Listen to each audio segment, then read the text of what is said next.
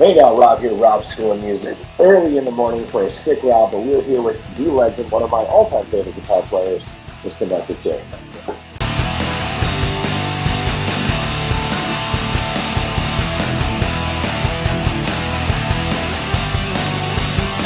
Hey Rob, thanks man. How's it going? It's going so good, brother. Thank you for doing. This is our third time doing one of these, and that's you're my first three-peat, so this feels very special. Right on, indeed. For your continued time. So just to refresh anyone new to this, and I'll link up to Mark and my previous conversations, but we're a music school, brick and mortar music school in Rockland County, New York. But this YouTube channel is designed to be a place where people can come and listen to the stories and lessons from our heroes and the people out there living the life of the 2025 rock star. That's generous. Thanks. Yeah. So just to warm it up in a comfortable, normal space to the previous ones we've done, the first question I like to ask is, what was the thing that made you say, I want to be a musician? What was your trigger point of entry? Well, I think maybe being a musician and playing music to me were two different things. I wanted to play music as soon as I picked up a guitar and started messing around on it. I mean, it was something that connected with me and that was interesting and inspiring and unique and felt personal. And so I knew I was going to do that. And I knew I was going to make music and play music and discover music and listen to music and create sounds. Becoming a musician, I guess, in terms of like maybe as a career, didn't really come into my lexicon until I was almost finished with college. Because I sort of had another career path in mind that was not musical. But as I started to dip my toes into that, realized I didn't really want to do it. But I had a passion for music, a passion for creating. And I think it just took me a minute to learn how to get into the business, so to speak. Maybe a little bit later than most people who, their dream is to be a professional musician. I guess I should say, maybe I'll back up. My dream probably came pretty early. I thought it would be great to be like a well-known guitar player in a famous band or something like that. You have those dreams as a kid, but I didn't know how to get there. I didn't even know how to have a career, at 13, 14, 15. I just had a dream and a song in my heart, or whatever they say. But, so I guess by that point I knew I was going to be a musician. I just didn't know in what capacity, if that makes sense. And then maybe by the time I was like 18, 19, it was like, well, 20, 21 was kind of like, okay, now I have a concept of how this can be a career, and I can do it, and it'll be what I do to make a living, and hopefully I can still enjoy it. So it took a minute, but it took some kind of discovering some other avenues for my my life to understand that I really wanted to make music work. I love that. As you were finding that, oh wow, this can be what I'm going to do with my life, what was the process like in terms of, was it taking every gig that came your way? Was it every studio session? Was it endless touring? Like what was that? And what was the part two of that? What was the emotional toll on that in terms of, oh, this is a lot? Yeah. Well, I mean, it was all those things. I'm definitely taking every gig I could. I remember, accepting gig offers on Craigslist. I don't even know if that's a thing anymore, but there'd be a band that was looking for a guitar player, and I would show up and try out, and it usually didn't work, but thought what the heck, experience is experience, right?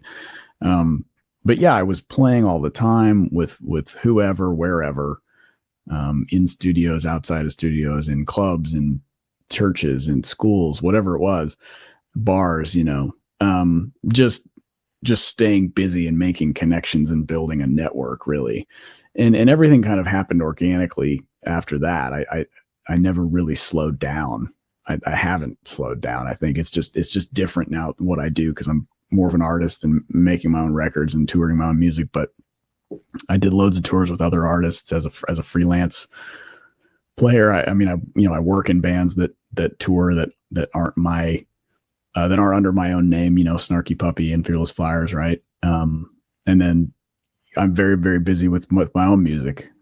So yes, yes to both of those questions. And I guess yes to the first half. I did all those things. And then the second half, yeah, it's a big emotional toll in many regards. Outwardly, of course, because you're sharing music with people and those people have opinions about it. You book a show and you hope people come, and sometimes they don't, sometimes they do. Everything that goes into making a show happen or a tour, for example, takes an incredible emotional amount of fortitude to make it. There are 16 emails that go back and forth just to try to get a guitar cabinet for a gig, that's the reality of it. Or to get an answer as to whether or not their venue will take a percentage of your merch. These are the kinds of things that people who haven't done this probably don't even know that this happens, but this is what artists go through on a regular basis if they have a touring and recording career. All the little minutia to get the varying details together so that one single show can happen. Which is why every time I post tour dates and somebody's like, what do you have against such and such a city? And I was like, nothing. I have nothing against your city. I just couldn't get there this time. And if I did, it would mean another week away from my family. And sorry, but they're more important. So how dare you? I'll catch you on the next one. I promise. There's a lot of cities in the world, and I'm grateful that people want to see us play, but the reality is the reality. Absolutely. And so, yeah, you're away from your family a lot. And I'm gonna sound like I'm complaining. This is what I chose. So I get it. I'm accepting of it, but it doesn't change that we're all human. We still have feelings. We can't suppress them forever just because we chose to do something that we like. Yeah, absolutely. Well, you're touring a great deal recently. To Napa just recently, and then European dates and stuff. What is a day in the life of a dude on a European tour? What does that look like? Oh wow. Well, it kind of depends on the tour. Snarky Puppy, for example, we're pretty far along in our career, so we can afford some buses, which is nice. So we have two tour buses. One's just, it's kind of whoever wants to go on it, but it's band and crew. Basically, we have a pretty big touring party. And so essentially with that, which is similar to a US bus tour, is you basically wake up in a city that you weren't in the day before, and you get your act together and climb off the bus and maybe grab a bite to eat or something. Or I like to eat and then do like a little workout and then like eat again because I like to eat. But I try to make sure to work out between, and then you have a sound check, and then you have a show, and then you usually do some kind of meet and greet thing afterwards with the good folks that came to see you. And then you get back on the bus and drive somewhere and wake up in the next town and do it again. Being in Europe, though, hope maybe you get some time off. You get to go sightsee, check out some stuff. I like going on walks. That's what I do if I have spare time. I'll just wander, make sure I have cell phone service so I can make my way back to the venue. Hey now, Rob here, Rob School of Music. I'm going to take a quick minute of your time interrupting this video to let you know that my guitar course, I Can Play Guitar, is on sale currently at icanplayguitar.com. This is everything you would learn in your first year of guitar education with me in a convenient choose-your-own-adventure program. It's going to tell you all sorts of songs, the names of the strings, scales, customized backing tracks, all of your chords, bar chords, power chords, open chords, scales. Did I mention scales? Customized licks that I wrote just for you guys to learn that you can play over any type of music, and it is on sale right now. icanplayguitar.com.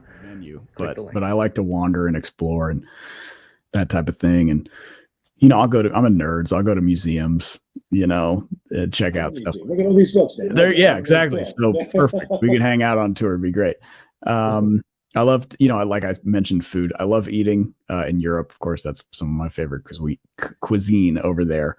But it's not much different than the States in terms of like the routine, right? Play a show, travel, play a show, this tour that I'm doing with my band coming up, we don't have a bus, obviously. So we're going to be taking some trains. We're going to be taking some flights. We rented a van for like half of it. So basically that's van touring is essentially the heart of a touring musician. Everyone's got to do a van tour, and at some point in their career, I'm still doing them, get in the van, drive to the next city. Thankfully, the portion of our tour where we are driving, the drives are pretty short. Set up the gear, play the show, take the gear down, go to the merch booth, say hello, continue to take the gear down, put it in the van, go to the hotel, wake up, drive, do it again. So that's what my European tour is going to look like next week. It's really cool though. I think it's fascinating. I just saw 2 nights ago, which is why I think I have this horrible flu right now. I went to go see this band Code and Cambria. Oh yeah. They're cool. From the same town I'm from. So to watch them, 11 albums into their career doing a record release show and just seeing them still kicking ass, but just, it reminded me of the process, everything everyone's going through. And like the van life, that's part of this journey. And it's almost like a rite of passage to experience the bond of a band together. You can always tell the musicians that haven't done that yet. Yes. And then all of a sudden they're on a tour and everything's handed to them. And it's like, no, man, you gotta earn this. Absolutely. Yeah. Another thing I wanted to touch on, I'm going to jump all around. Sorry. Again, I apologize to anyone who's going to watch this. Voice sounds horrible. Not the normal background. Sounds good. I am sick. It's not what it's supposed to be, but here we are. I got my PRS painting my fiance did in the corner. So there is a I like it. Very good. Anyway, so since we've spoken, so many cool things have happened. Records have come out, experiences. The first thing I want to hit on is your signature guitar, which is, I have 3 of them. I have the red one, Thanks. I have the white one, and I have the blue one. Next one will be the lilac one because the matte Fiore looks very cool. Nice. What was that process like, man? Like, I want all of it. I want how it started. I want the pickup choices, the wood choices. Like, oh, wow. Sure. Okay. Well, the relationship with Paul Reed Smith started, I think, in 2016, actually. They were releasing their 594 McCarty guitar. And, I had kind of built up somewhat of a presence online as kind of like a guy that was playing lots of different instruments and making videos with them. And I think certain brands probably saw that and thought it was kind of cool. And maybe we can get our guitar in the hands of this guy and, get some videos out of it, but also, he's in these touring bands and he's got a profile as an artist. So we can, see if he likes it. and so they emailed me and I actually told them no. And I've been pretty open about this story. So I don't think they're going to get upset, but I grew up idolizing guitar players that weren't playing PRS guitars. My heroes were playing Fenders and Gibsons and Ibanez's and things like that. And so when you are a teen and you are, loyal to your heroes like that, when another brand comes in, you're kind of like, nah, I don't know. And, of course I had a lot of growing up to do. Right. And so anyway, I said, I don't know. I've got a lot of guitars and maybe not really interested in this one right now. And they were understanding, but they were like, I think you're going to like it. I'll just send it to you. And so, I'm sure the people watching this are just like, what kind of idiot turns down a free guitar? Right.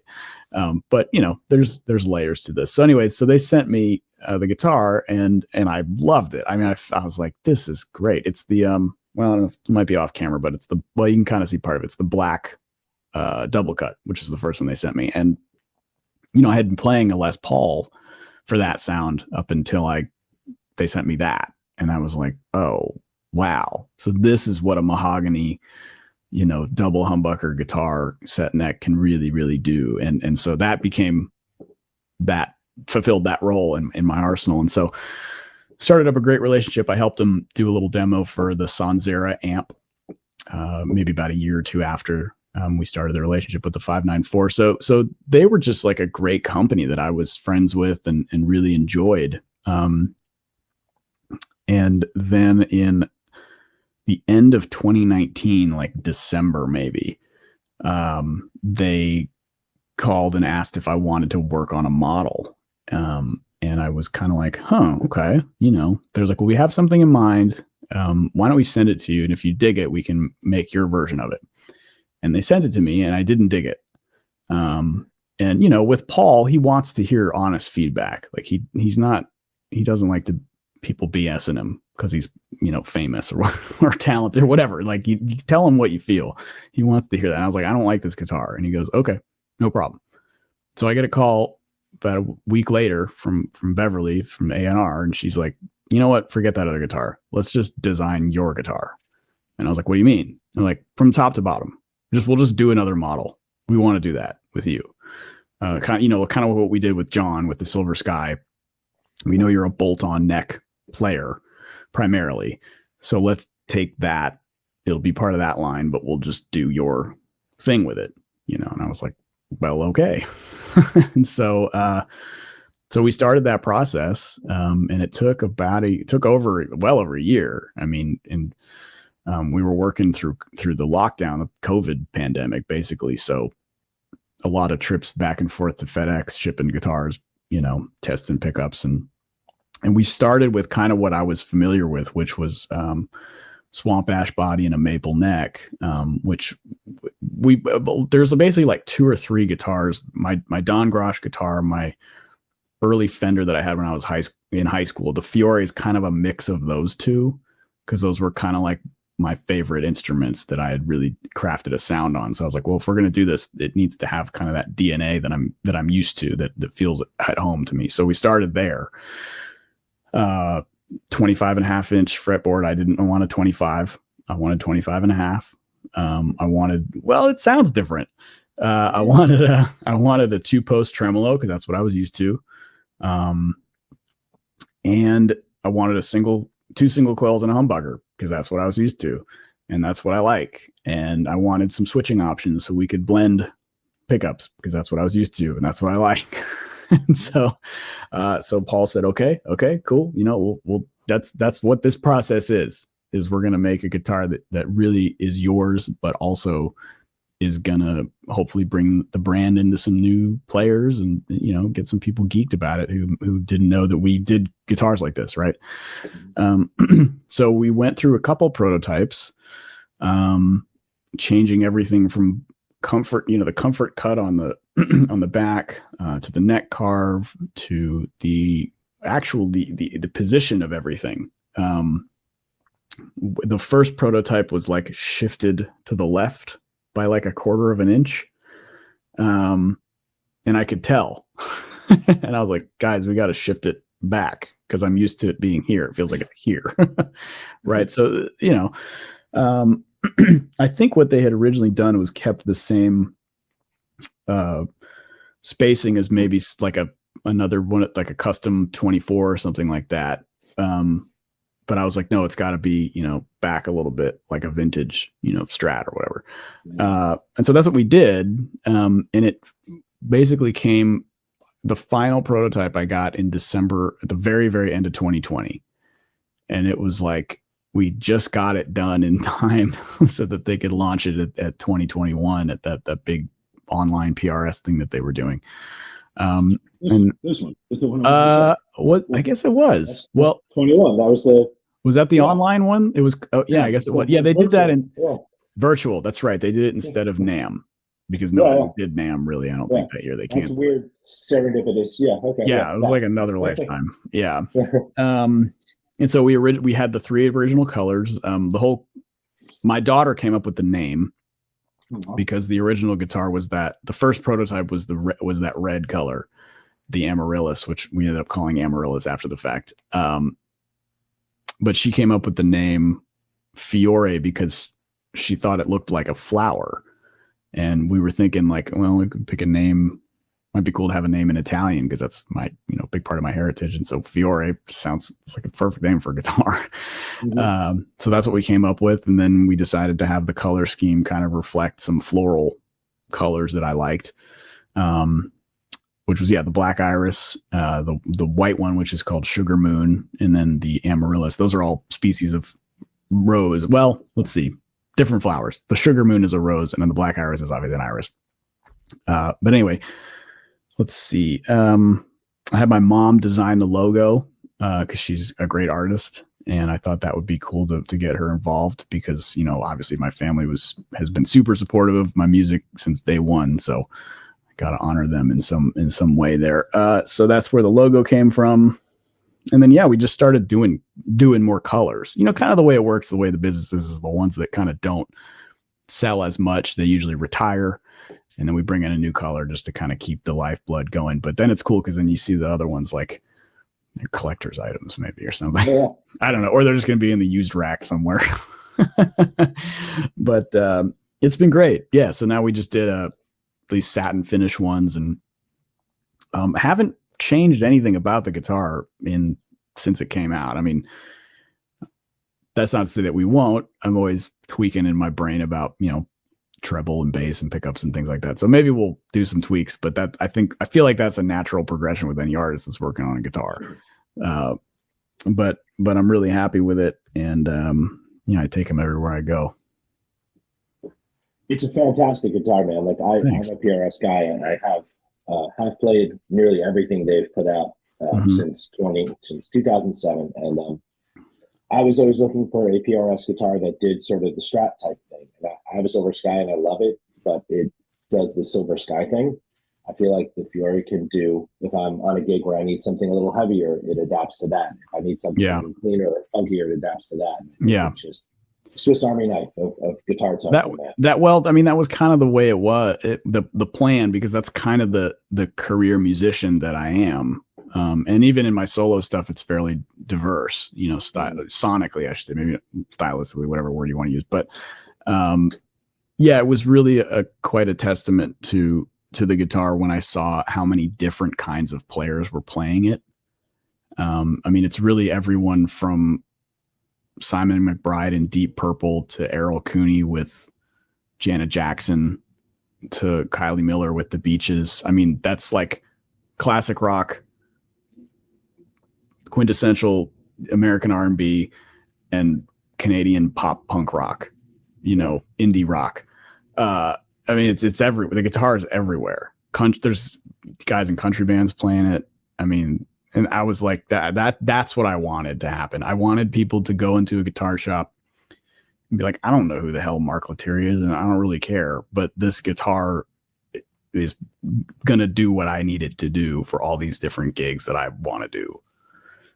So, yeah, it's awesome, dude. I mean, been around long enough, obviously, to see a lot of signature models come and go. And I think the ones that don't last are the ones that are so specific to one thing. And I think, you know, as musicians, we're all sort of musically agnostic these days. Yeah, right. That is super cool. Yeah.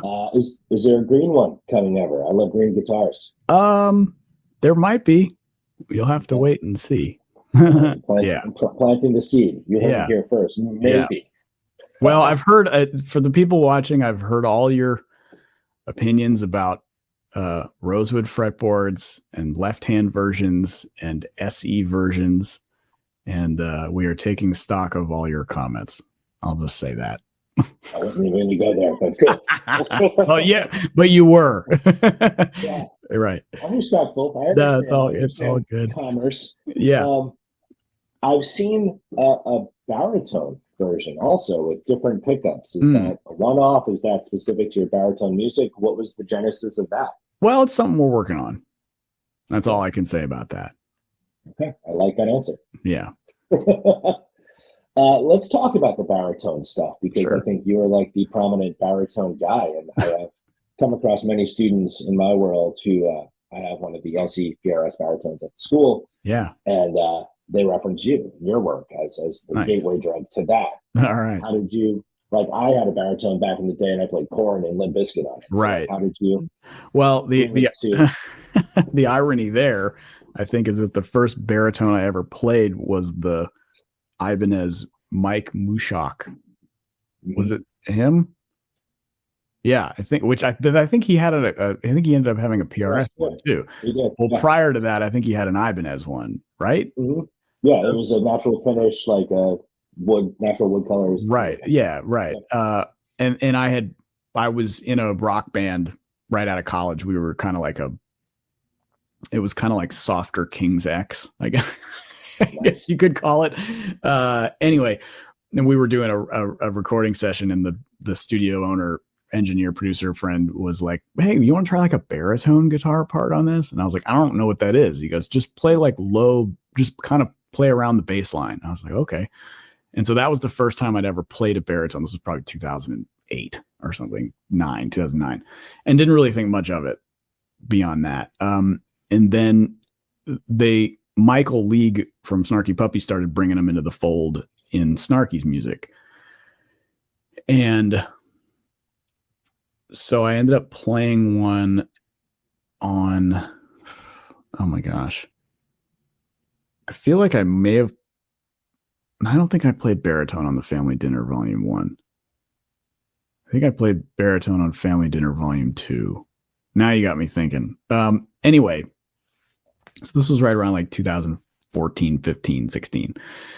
I had become familiar with the guitars because of Snarky Puppy. And so I bought one as just like a session tool, basically, and put a little bit on this record I did called Spark and Echo.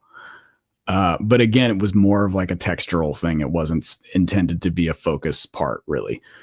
But then maybe around 2015 or so, I started just kind of like goofing around on. That's one way to discuss it. I was trying to come up with ideas to put on my Instagram page, because I was like posting a lot. And I was like, well, that's something I haven't done yet. Well, here's this baritone. Let's see what happens if I try to play like a Minneapolis Prince groove on this thing. And it was like, oh, wow, this is different and cool and fun. And I'm really resonating with this. And I don't think I've heard it done really like this or at all. And so that's how it kind of started, was just this sort of like niche, almost like social media exercise that I was kind of sharing with people. And it was fun to see people's reaction, because I think a lot of people hadn't heard a baritone or hadn't even seen one or thought it was a bass or whatever.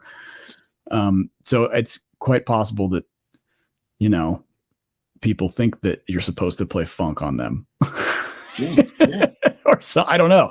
I think we're far enough removed, maybe from like the country music and the spaghetti Western soundtracks or something, but I don't know. Who knows?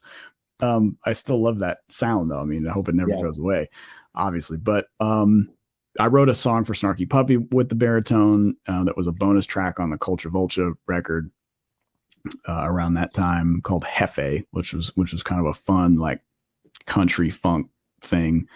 And so I was getting used to seeing how the baritone was making people react. And after a while, I had done enough of these like Instagram and Facebook. This was back when you could post videos on Facebook and people would actually see them. Wow. Right. Yeah. Anyway, so there was a time where your audience would see your own stuff. That weird? Happened? I know, and you didn't have to pay for it. Yeah. Crazy. Now you see this video. Yeah, exactly. Hey, man. But anyway, so I had amassed enough of these to where people were kind of like asking for an album. And I hadn't really thought about that, because most of these jams were like a minute and a half long, right? Mm-hmm. So I had to kind of turn them into songs. And thankfully it worked out. I did deep baritone sessions. And then when I did the second one, I called it Volume 2. So now the first one's just sort of known as Volume 1, even though it's not technically called Volume 1. And yeah, I'm slowly cataloging Volume 3. I've kind of had some writer's block lately. I just haven't really, I don't know. I need to, whatever. It'll happen. I don't really write much in the spring anyway. So maybe that's just I usually get real creative over the summer. So something will happen, but yeah, it's been a cool side of my playing. And, I try to kind of keep that style of writing separate from my other styles of writing.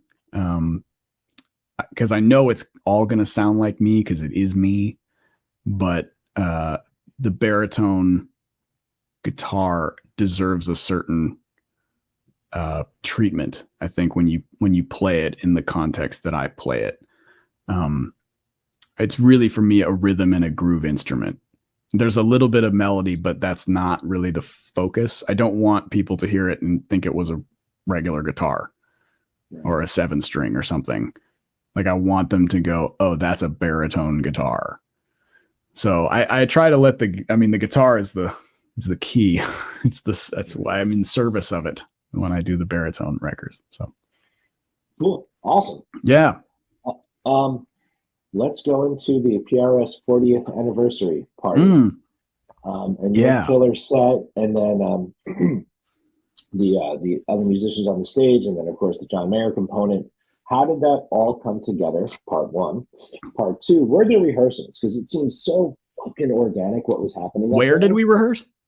Or did you rehearse? Oh, did we rehearse? Okay. Yeah. Okay. Well, sure, you got it. Well, it came about. Beverly, again, she's like the queen over there. Wonderful. And she called and said, hey, we're doing this big party at NAMM. Are you free the weekend? I said, yeah. She said, it's going to be this big concert. We would love you and your guys to come play a song or a few or whatever. And it's going to be really great. And I was like, cool. Who else is coming? Because she had kind of mentioned a few names. I was like, yeah, cool. Awesome. And she's like, well, we're trying to get John Mayer to come play, but we're not really sure if he can get his band or whatever, or the guys that he normally brings in, just logistics, right? Mm-hmm. And I was like, oh, okay, well, we'll play with him. He can use my band. I had met John years ago at a gig with our mutual friend Bob Reynolds, tenor player from Snarky and just an incredible solo artist in his own right. So Bob and I play together a lot, and we had a gig together at the Blue Whale, R.I.P. It's gone in L.A. It was a great club with Bob Reynolds' guitar band, which was this cool project that he's done numerous times. And he was like, man, I'm going to call John. Maybe he'll come and jam. And he did. And so John showed up. He sat in with us and played, and we had a great time. Awesome to play with him. It was kind of cool. He walked in with his guitar on his back and his Fender Deluxe in one hand and a Tube Screamer in the other, and amazing. And just sat. And the audience was just like, oh, that looks like John Mayer. It is John Mayer. He's a tall guy, right? So anyway, we played. It was great, cool. And John and I had kind of kept in touch, on Instagram and et cetera, and throughout the years, and so I figured he would probably be comfortable, sitting playing with us. And so Bev asked him, and he was like, yeah, absolutely, cool. So I was like, great, we can, John's got a band, John's going to be there, we'll be his band, we'll learn his tunes. It's going to be great. And then they were like, well, Beverly was like, do you guys want to back some other people since you're already there? And we were like, of course, we can, my band can play anything. I'll say that in front of the world. So we're not afraid to take on some challenges or whatever. So she was like, great. Randy Boland's going to play with you. Randy, and I did know Randy. He actually plays a Fiore sometimes, but incredible funk R&B player, who's played with a billion of your favorite R&B and soul artists. So he played, and then Philip Sace, who's like a blues maniac from Canada and one of the sweetest guys ever, but just like total firepower on the guitar. So I was like, cool, we're going to do like smooth kind of groovy R&B with Randy. We're going to do, there's my cat. We're going to do like super heavy blues Hendrix stuff with Philip. And then we're going to do my set, and then we're going to do John's set, and it's going to be rad. And so we rehearsed very briefly, because you can imagine that. Well, you were there, right? I was there. Yeah, right. You were there. So you saw there were like 40 amps on stage or whatever it was, and lots of people. I was in the balcony diagonally up and down. I could hear your communications to each other, and that's why. Interesting. Yeah, cool. So and we were the second half of the party. The first half had a whole other host of artists. So the logistics of the whole thing had to be insane. So we had a little bit of time. We were all super prepared. So Philip came in, we ran his stuff. I think we played each song once. Same with Randy. And then Yeah, John came and we probably played for maybe 30 or so minutes. I think we all wanted to keep playing because we were really enjoying, rehearsal and getting into some vibes and stuff. And but we had to get off because they had some other stuff going on. So we ran each song maybe once. I don't think we ran that JJ Cale song. I think that we just pulled that one out. And that was it, I mean, it was really, really fun. I mean, obviously you could see it on our faces. We were having a blast. So yeah, it'd be great to do it again, Yes. Yeah. Well, I posted on Instagram. We talked about it the next day. Like, this is a super group I never knew I needed. Funny. Yeah. And there was this like breakdown sort of funk jam thing in Vultures that the two of you did. And it seemed like the interplay was so natural. Were you just improv? Yeah, we were just playing. I mean, I know John's sound, and I think he knows mine.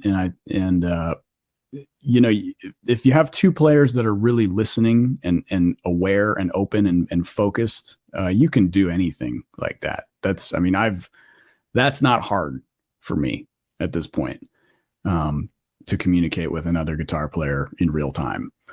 I think the funny thing about that set, judging by the YouTube comments, is like, that was the longest saxophone solo at a guitar show I think I've ever.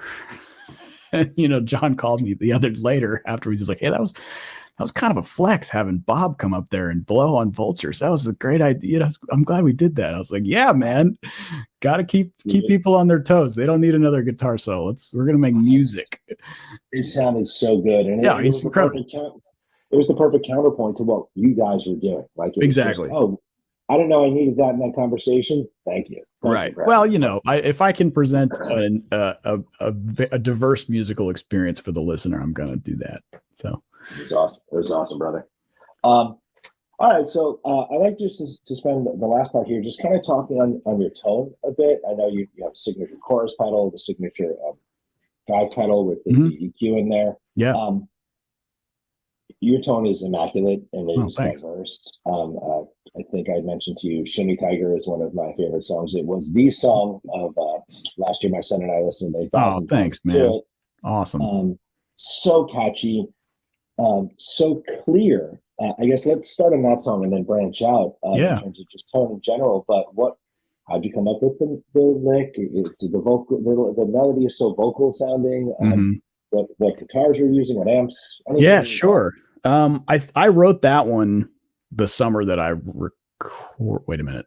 I wrote that one the summer of 23. I think that was definitely like summer vibes in that song. So, yeah. And I wanted something that was kind of a little bit more pop than maybe what I've done. I mean, the song is still 6.5 minutes long and has like a very in-depth bridge, but that's the jazz part of me that I can't get out, I guess. So you'll have to sit through that.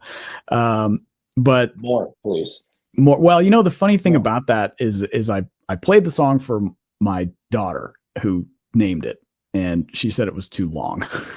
And I was like, you don't know anything. You're 6, and then I think she likes it now, but I understand. But I played it, for some other friends and my engineer. And I actually had a couple versions where I had chopped up stuff. Like there was a version without the bridge. There was a version without the second verse. And everyone's just like, I don't know. Like now that I've heard the things that you've chopped out, I miss them. And it's just not, it sounds like you're trying to put a square peg into a round hole so you can have a shorter song for Spotify or something. It's like, don't do that.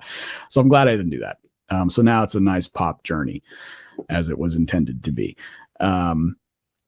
Anyway, so recording it, guitars. I think the whole thing is the red Fiore. Let's see that. Yeah, I think I'd use that on pretty much the entire track. The cleans are direct into the computer for most of them. I think, I just, put like just into my Apogee. So there's a kind of like that DI thing. I think maybe there's some cleans in the background that are some clean amp. I honestly, you know what, dude? I actually think I wrote all this stuff down. I hope this isn't wasting your time. Okay. Amazing. All right. Let's see. I know it's here. I actually wrote down all the tones at some point. I just got to find. Oh, here we go. Cities tones. Shimmy Tiger. Okay, here it is. The main riff was my PRS Hendrix 50 amp. Now, all the real amps on this were done through a Sir reactive load with various cabinets. I didn't use any real cabinets. It's all impulse response, the reactive load cabinets. So the main riff, let's see. It was a PRS, which a pedal called a Westone, which is a pretty cool drive pedal that my friend Shane Henry makes. And so that was the main riff. Down, da da da da down, da da da da don't right. The melody and the solo was the same amp, the PRS Hendrix, with the J Rocket HRM and the J Rocket Dude put together, which is kind of like my live lead tone. So I wanted that on the record. And the verse was actually that same setup, just with less gain. Yeah. So I guess I used the Hendrix 50 for the whole thing. Very cool. Interesting. Yeah. So you mentioned the reactive. Are you doing everything just there? Are you tracking guitars in your home studio? This is it. This is the mothership here. But yeah, I mean, I use the reactive load. I use the Kemper. I use neural DSP plugins a bunch. It just depends on the project. I got the new neural DSP Soldano plugin, which is really cool. I used that on a session the other day for a friend of mine. So it just depends on the project. I mean, with my last solo record, can I tell you something? I really wanted to use real amps, but miking a cabinet, my house just isn't set up for that. So I just used the reactive load, and none of the songs on that record really needed to feel like an amp in a room, if that makes sense. I think the only song that maybe could have done that was Black Iris, but I just chose to kind of go a different route with the tone to kind of keep it a little bit more quirky and less like, here's a band in a room, that's fine. I've done that numerous times, but so I wasn't super relying on room sounds. So having the reactive load worked out great. It sounds amazing. I mean, your records always sound amazing. Thank you. Well, I mean, I got to give a lot of credit to my engineer, Joey Lomas. I mean, he's been with me since my first record and really knows my guitar sound and how I like the records to feel. He really does a great job mixing to where everything's really clear, but it's not overhyped. So you can listen to the whole record at like a loud volume and hear everything and your ears won't get tired. Right. A lot of modern records have so much compression on them now that you can't listen to them for more than 10 minutes. Absolutely. My buddy has a studio. We were literally having this conversation over the weekend. Like, it's the art of being nice to our ears. It seems like it's gone. Dude, when you get a good mix or a good master. I use Dave McNair for mastering, and he's just the best. When you get a good mix and a good master, you can crank it to, it's almost like a tube amp. Like, you know what I mean? Like, there's that one spot where you're just like, this is it. And you can do that with music too, where it hits it right and all the little transients are blooming in the right way. Like, that's what I look for in a mix. And I don't want to get to that point if the volume knob is like down here and there's no room. You know what I mean? There's no room. There's no space. Yep. So hats off to the fellas. Yeah, man. When you're out live, are you using Kemper? Are you using tube amps? What do you use? I use amps. Now Kempers will make an appearance if it's like a in-ears only, no amps on stage. If you watched any of the last Snarky Puppy live recordings, we were using Kempers, which is basically just a studio recording, but in a room with a bunch of people. But right. So maybe that doesn't totally qualify, but on stage, I do like to have a real amp, or two. I like two. Stereo's really fun. Are you starting like with your chorus? Or are you doing stereo with that? It's not true stereo. It's basically just two amps. I usually do like a ping pong not really a ping pong delay, but like a quarter note on one side and a dotted eighth on the other. It's pretty standard for me. And then, yeah, so like 2 twins or 2 deluxes or 2 DeVilles or like the Hendrix 20s that's right behind me. Those things, 2 of those sound really cool together. So yeah, 2 amps are better than 1, but I can get away with 1. I do plenty with 1. You know. Fair enough. All right, brother. I'm gonna close this out here with my rapid fire questions. Oh boy. I did most of it with you previously, so I'm not going to be redundant, but I just have a handful of guitar effect related questions and a few band related questions. So the name of the game is it's this or that. The answer is always truthfully both, but we don't want that. So I got to pick one. Yeah. Okay. All right. Delay or reverb? Reverb. Okay. Fuzz or overdrive? Overdrive. Phaser or chorus? I'm gonna go phaser, which I know it's like phaser. So of all these questions, and there's like probably 70 of them that I've written over the years I've been doing this, that's the only one I stand strong on. Phaser does that. Like I think Have a Cigar, like, you know, it's a kick-ass sound. Well, I think a good chorus is perfect. You know, there's so many applications, but I think a phaser actually works for more different kinds of music. So that's why I say phaser. All good. Yep. This one, I probably know the answer, but a wah pedal or a whammy pedal? Oh, neither. I guess a wah. I don't know. I haven't used, I'll say wah. Whammies are awesome. I probably would treat them. I would just make noise with it. It gets obnoxious very quickly.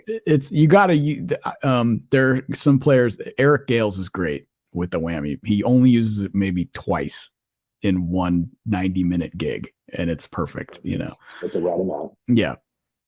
All right, music related ones. Beatles or Stones? Beatles. All right. John or Paul? Paul. Okay, I agree. Bowie or Dylan?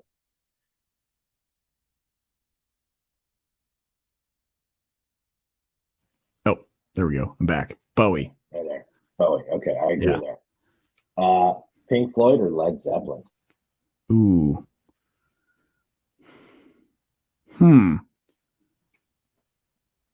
I guess I'll have to go.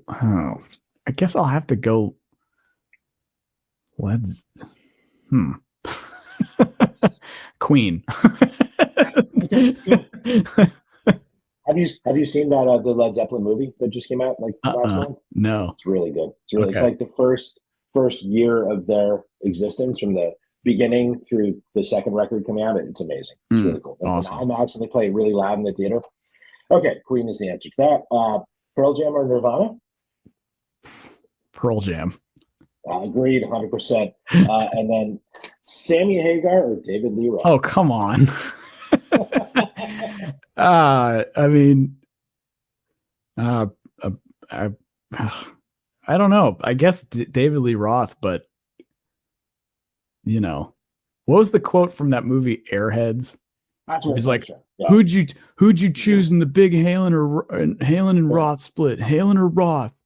And the guy's like, Van Halen. He goes, he's a cop. And he goes, hey man, they sold a lot of records after after Dave left the band. I used to pull the last question used to be Lemmy or God. Yeah, Lemmy is God. I was offending people with that. But Airheads, a classic movie. I'll probably choose DLR just because that's, you know. My understanding of it is Sammy is technically the better vocalist, but Roth is the better David. And I'd probably rather hang out with Sammy.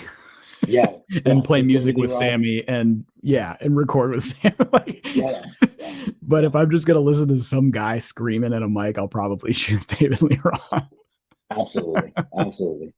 Dude, thank you so much for your time, man. I appreciate, like I said, you know, I feel very honored to get to talk with you anytime. Yeah, my pleasure, awesome. Man.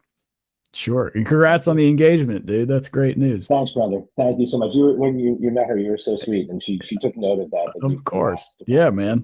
I'm happy you guys are happy. That's awesome. Thank you, man. Thank you so much. Well, good playing. Hope to see you out on the road. Yes, sir. Stay safe. Thanks, Rob. Yeah. Talk to you soon, man. Thank you.